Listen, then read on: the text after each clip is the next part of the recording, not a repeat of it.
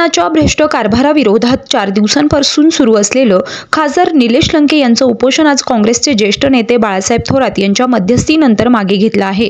नाशिक विभागाचे विशेष महानिरीक्षक दत्तात्रय कराळे आणि पोलीस महासंचालक रश्मी शुक्ला यांच्यासोबत बाळासाहेब थोरात यांनी चर्चा केल्यानंतर चौकशी करून संबंधित दोषी अधिकाऱ्यांवर 15 दिवसात कारवाई केली जाईल, असं खासदार लंके यांना पोलीस महानिरीक्षकांनी लेखी आश्वासन दिल्यानं आंदोलन मागे घेण्यात आले आहे।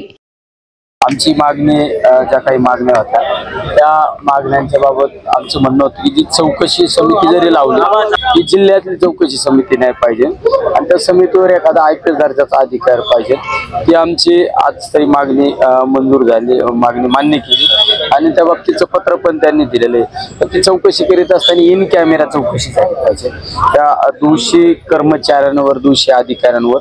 कारण जर ही चौकशी जर जिल्ह्यातीलच अधिकाऱ्यांकडे जर दिली असती तर ते चौकशी करून काही उपयोग झाला नसता। त्यामुळे आम्हाला जिल्ह्याच्या बाहेरचे अधिकारी, IPS दर्जाचा अधिकारी अपेक्षित होता। त्या बाबतीत आमची मागणी मान्य झाली आणि त्याला आम्ही टाइम बॉन्ड घेतला होता। 15 दिवसामध्ये ही मागणी आम्ही आपल्या चौकशी पूर्ण करू आणि संबंधित अधिकाऱ्यांवर आणि कर्मचाऱ्यांवर कारवाई करू। खासदार निलेश लंके यांनी जनतेच्या एका अत्यंत महत्त्वाच्या प्रश्नामध्ये लक्ष घातलं आणि पोलीस दलाचं जे गुन्हे अन्वेषण विभाग आहे त्या बाबतीत भ्रष्टाचाराच्या खूप तक्रारी त्यांच्याकडे आल्या होत्या आणि त्यांनी त्या सगळ्या तक्रारींची चौकशी झाली पाहिजे आणि जे चुकीचं वागताय कोणी त्यांना शिक्षा झाली पाहिजे या पद्धतीचं अशा पद्धतीची मागणी त्यामध्ये ठेवली होती। 4 दिवस हे उपोषण चाललं। मी स्वतः पोलीस महासंचालकांशी चर्चा केली, IG जे नाशिक सर्कलचे आहेत त्यांच्याबरोबर चर्चा केली आणि त्यातून एक नाशिकचेच एक प्रमुख अधिकारी ही पोलीस दलाचे ते चौकशी करणार आहेत। 15 दिवसामध्ये चौकशी ते करतील आणि त्याच्यावर अहवाल जो येईल त्याच्या पद्धतीने कारवाई करण्यात येणार आहे।